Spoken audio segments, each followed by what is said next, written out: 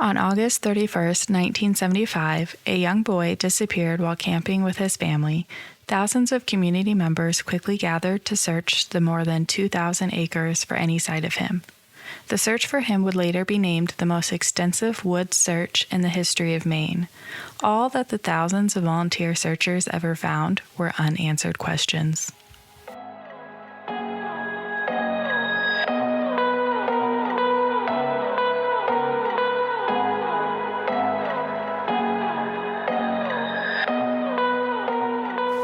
Welcome to Without a Trace. I'm your host, Jalen. Every file holds a mystery. Every story deserves to be heard. This is Kurt's story. Jill and Ron were married for 8 years. For 4 of those years, they saved up to buy a house, eventually buying a house across the street from the elementary school. Jill and Ron always knew they wanted 2 children. In 1969, they had a girl, Kimberly, who was very adventurous, often playing in the shallow woods behind their house. Then 2 years later, by a stroke of luck, Jill and Ron had a boy, Kurt. It became a joke between Ron and Jill, and they'd say, "How did we get so lucky?" Kurt was a head-turner. He had a sweet face, bright blue eyes, and platinum blonde hair. Those who knew Kurt knew him as the loveliest, sweetest kid you ever saw.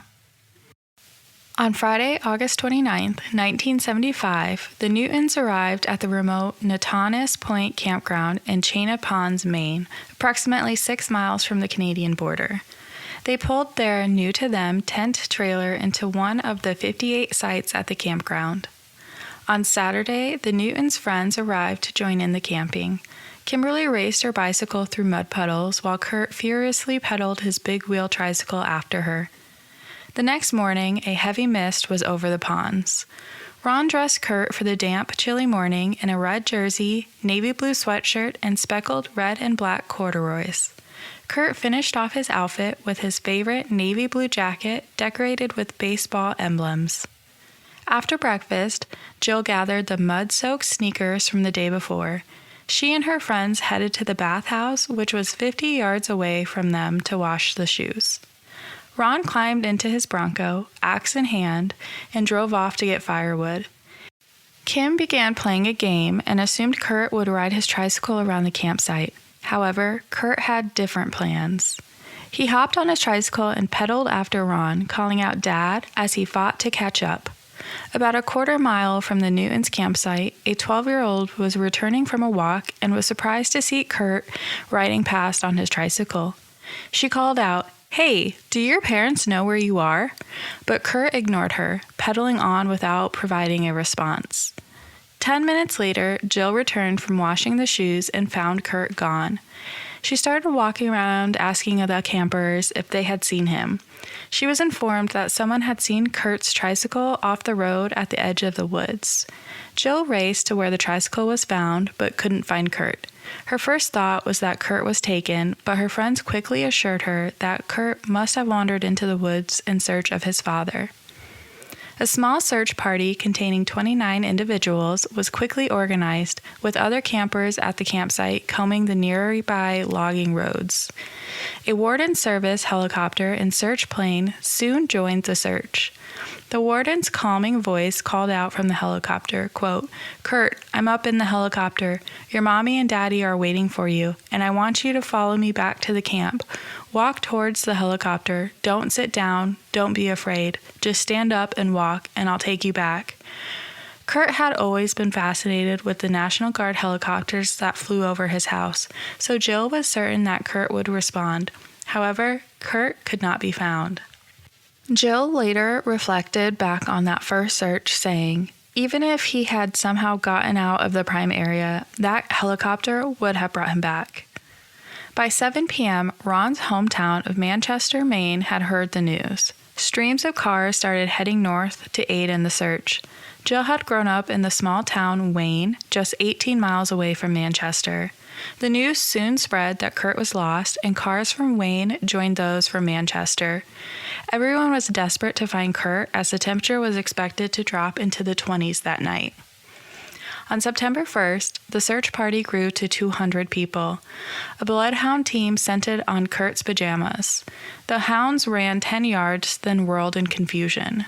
The weather steadily worsened, leaving everyone soaking wet and feeling chilled to the bone. The news of Kurt's disappearance had spread across Maine, both through radio and television. Soon buses brought hundreds of factory workers, college students, and even an elite mountain rescue team to help search for Kurt. The Newtons were doing everything in their power to find their son. Jill learned from one of the searchers that a top-secret plane had been used in Vietnam to find gorillas in dense jungle. She told the wardens, quote, "I don't care what it costs or how it works. I just want it to tell me where my son is." The next night, the $10 million C-130 gunship took off from Eglin Air Force Base in Pensacola, Florida, with a 9-man crew. This was the first time the aircraft would be used in a civilian search.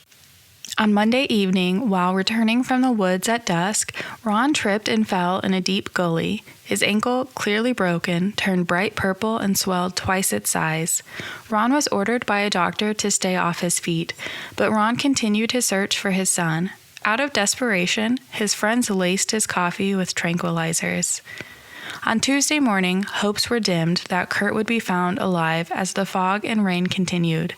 The C-130 gunship flew a 3-hour mission. Despite their efforts, the plane was hampered by low-hanging clouds and heavy rains, preventing the searchers from seeing their way through the woods.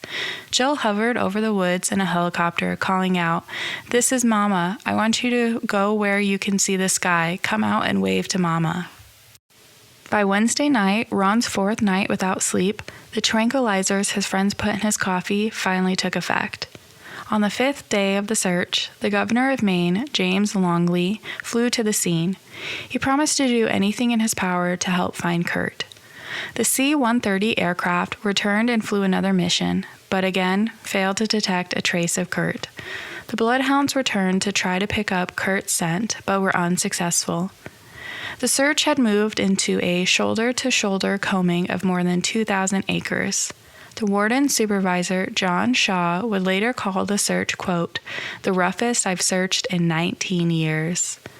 The search for Kurt continued for 13 days until Wednesday, September 10th. At this point, the wardens announced they were no longer appealing for volunteers, stating, quote, "We've done just about everything we can think of. Everywhere you go, there's marking tape and our footprints." The search was scheduled to end, but the governor extended it 2 more days, explaining, quote, "It's the perplexity of the situation.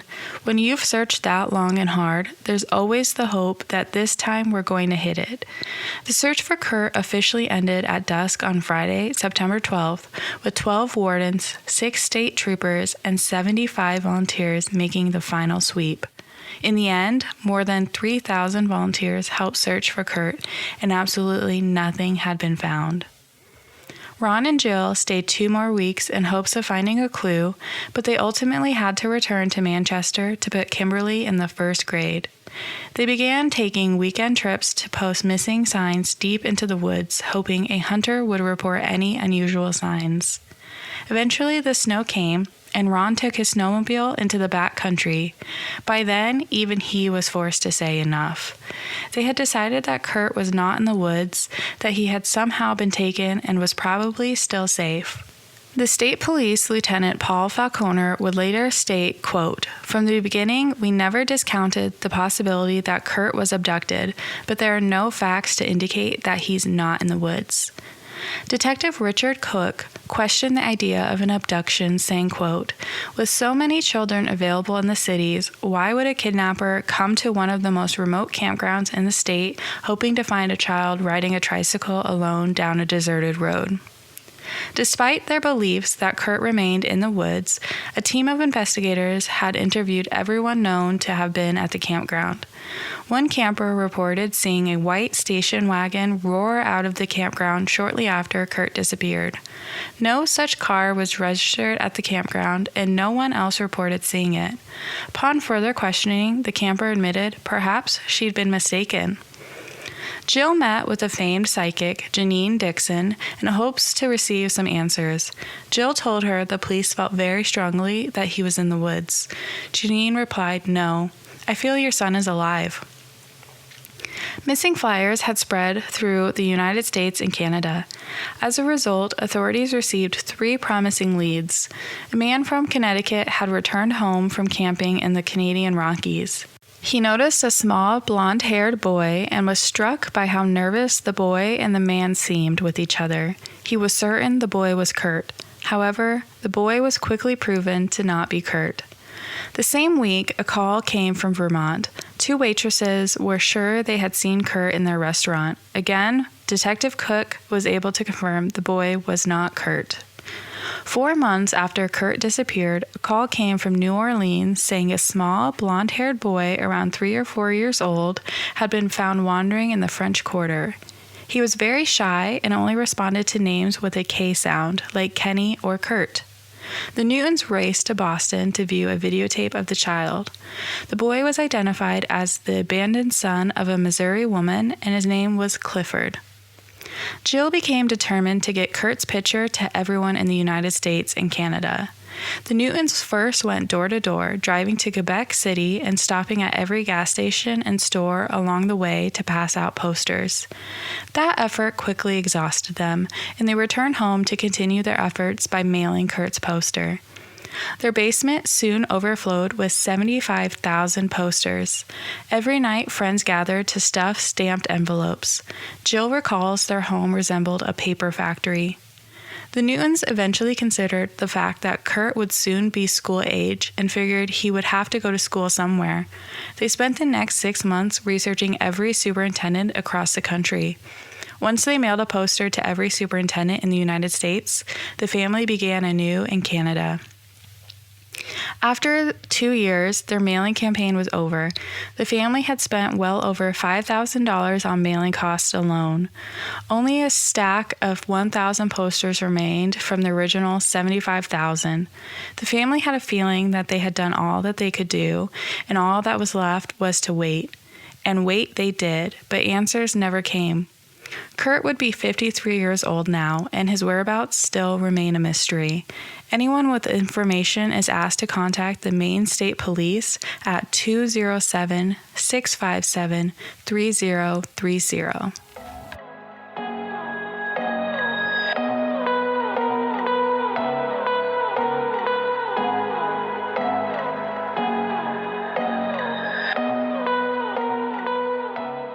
Thank you for listening to Without a Trace with your host, Jolynn. I hope you enjoyed our deep dive into Kurt's disappearance.